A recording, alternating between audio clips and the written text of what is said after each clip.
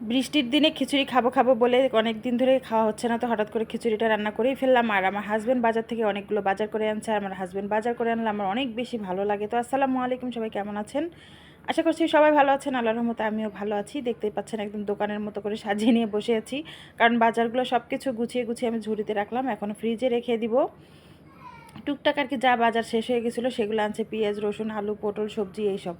আর এদিক দিয়ে আমি পরের দিন হচ্ছে রান্না শুরু করে দিব সকালবেলা। তো তার জন্য এখানে আমি মুরগি সব কিছু মশলা বেটে কেটে সব কিছু রেডি করে নিয়েছি। এখন শুধু আমি রান্না একটা করে বসিয়ে দিব। আজকে একটানা কয়দিন ধরে বৃষ্টি হচ্ছে, ভাবছি যে খিচুড়ি খাবো, তো খাওয়াই হয় না। তো আজকে ফাইনালি রান্না করছি, কারণ আমি দেখছিলেন যে 2 দিনের জন্য আমি এক জায়গায় গিয়েছিলাম দিনাজপুর থেকে এসে তার পরের দিনে আমি খিচুড়িটা রান্না করেছি। একটানা তো 5 দিন ধরে বৃষ্টি ছিল। তো প্রথমে হচ্ছে আমি আলুগুলো কড়াইতে তেল দিয়ে ভেজে নিলাম আর কি। আলুগুলো একটু পানসেটে টাইপের, এর জন্য একটু ভেজে নিলাম। দেশি মুরগির সাথে ঝোল করব। আর এখানে পেঁয়াজ বেরেস্তাটা করে সব রকমের মানে হালকা একটু ব্রাউন করে নিয়ে সব ধরনের মশলা দিয়ে দিছি, আদা বাটা জিরা বাটা গরম মশলা রসুন যা লাগে আর কি সব কিছু দিয়ে মুরগিটা এখন ভালো করে কষিয়ে নিচ্ছি। মাংস রান্না করতে আর কি যে সব মশলা লাগে সবই দিয়েছি, আপনারা তো জানেন, আলাদা করে বলার কিছুই নাই। তারপরে আমি এখানে পটলগুলো ভালো করে ধুয়ে নিলাম, আগে থেকে কেটে রেখেছিলাম, হলুদের গুঁড়া মরিচের গুঁড়া দিয়ে একটু মাখিয়ে রাখলাম। পরবর্তীতে ভাজতে গেলে একটু তেলটা কম লাগে, আর ইনস্ট্যান্ট হচ্ছে সব কিছু মাখিয়ে ভাজতে গেলে তেলটা বেশি লাগে। সবসময় আমি চেষ্টা করি কোনো কিছু বেগুন পটল ভাজলে আগে থেকে মাখিয়ে রাখার জন্য। আর এদিকে আমি মুরগিতে ঝোলের পানিটা দিয়ে এদিক দিয়ে এখন চাল আর ডালটা ধুয়ে নিব। এটা আসলে আমরা খাওয়ার ভাতের চালটাই নিয়েছি, পোলার চাল দিয়ে খিচুড়ি রান্না করলে বেশি মজা লাগে। যাই হোক, যেহেতু ছিল না ভাতের চালটা নিয়েছি, সাথে ডাল নিয়েছি। ডাল আর খিচুড়িতে একটু ডাল বেশি দিলে খিচুড়িটা খেতে মজা হয়।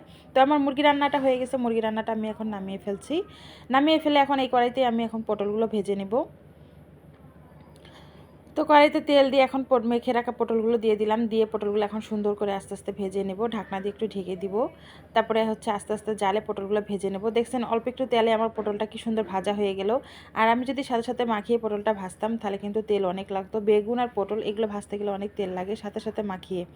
তো এখানে আমি রাইস কুকারের বাটিতে হচ্ছে চাল আর ডালটা নিয়েছি, সাথে পেঁয়াজ কাঁচামরিচ গরম মশলা আদা বাটা জিরা বাটা রসুন বাটা লবণ ধনিয়ার গুঁড়া জিরার গুঁড়া হলুদের গুঁড়া মরিচের গুঁড়া সব দিয়ে দিচ্ছি, দিয়ে এখন সুন্দরভাবে এটাকে হাতে মাখিয়ে নিব।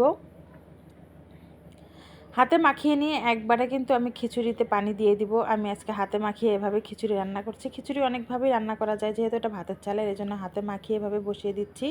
এই তো আমি রাইস কুকারের বাটিটা চুলায় বসিয়ে দিলাম। আমি কিন্তু এই রাইস কুকার বাটিতেই খিচুড়ি রান্না করি প্রায় সময়। আর এদিকে আমার পটল ভাজা মুরগি রান্না শেষ, খিচুড়িটাও প্রায় হয়ে গিয়েছে। এখন আমি আস্তে করে জালে ঢাকনা দিয়ে চুলার উপরেই রেখে দিব কিছুক্ষণ। তারপরেই তো আমার রান্নাবাড়ি শেষ, এখন আমি খাওয়ার পালা। আমার তো অনেক বেশি খিদা লেগে গেছে, এদিক দিয়ে আমার ছেলেকেও খাওয়াবো। আর মা ছেলে মিলে বসে গেলাম খাওয়ার জন্য গরম গরম ধোয়া ওটা খিচুড়ি পটল ভাজা সাথে মুরগির মাংস। আর আজকের ভিডিওটা এ পর্যন্তই ছিল। যদি ভিডিওটা ভালো লাগে তাহলে অবশ্যই একটা লাইক কমেন্ট দিয়ে দেবেন। আল্লাহ হাফেজ।